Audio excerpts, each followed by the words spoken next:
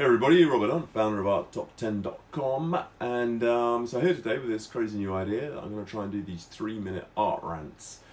So basically, like a 3-minute rant or discussion about something in the art world, something that's happened in the art world, news in the art world, or anything that seems worthy of a little rant.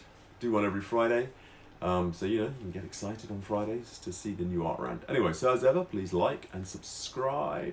You can follow us on Twitter and Instagram.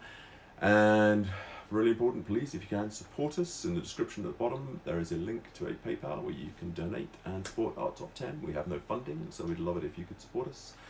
And maybe we'll have a look at doing some little crazy Art Top 10 merchandise in the future. I think that's about it, guys. So let's go for the 3 minutes. So please, if you want to suggest a topic to rant about, put it in the chit-chat bit at the bottom.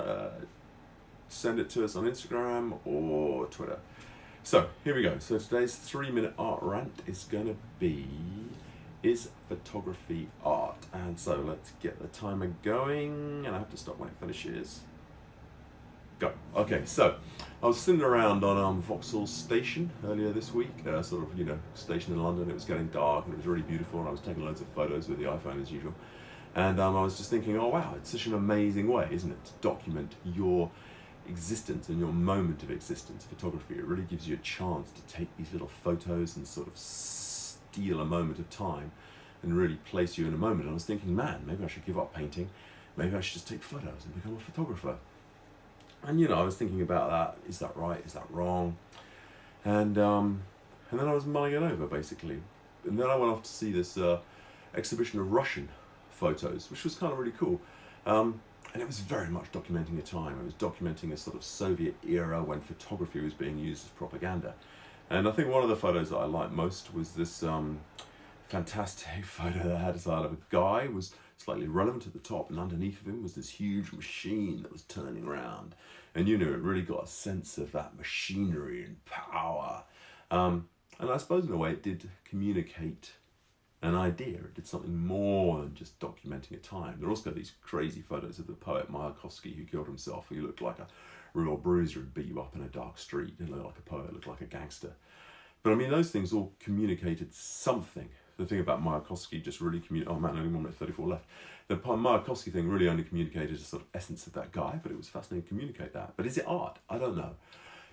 Say something like Cubism. Cubism is full of ideas, the ideas of how to look at the world. I don't believe those photography things had it. They communicated an essence, an atmosphere. Look at somebody like a painter, like Ken Kiff, I keep thinking about, because I've just been to do a film about his exhibition at the Sainsbury's Centre in Norwich. Look at him. He didn't want to be illustrational in what he did. He let the chaos of paint guide him to where he wanted to get to. And that's what I think I love about painting, and why I think certainly painting is more art than photography. Painting has a chaos and lack of control. You don't know where it's going. I don't know how you can take a photo that has as much chaos. Yeah, you could take a blurry, crazy photo, but where is the ability in a photo to go back and rework it and change it? I guess you can fiddle with it in the, when you develop it or whatever you do with it, if you're taking real photos, but nobody does that anymore. But where is the chaos? Where is the chaos? Where's the chance for something to go wrong? Well, I suppose photos that go wrong are better, but you don't seem to have the ability to go back to it like a painting and change it and fiddle with it and rework it and jiggle it around. So, is photography art? Not, as far as I'm concerned, a high form of art. I think painting and sculpture are higher forms of art than photography. And that has got 5 seconds to go. 3, 2, 1. There we go, guys. Time up. So, that was today's 3-minute art rant. As ever, like, subscribe, follow us, Twitter, Instagram, we're even on Facebook somewhere. Follow us on all those things. Please support the channel if you can. It would be incredibly helpful. And give us another topic to rant about next week. Okay, cheerio guys. Bye, bye, bye, bye.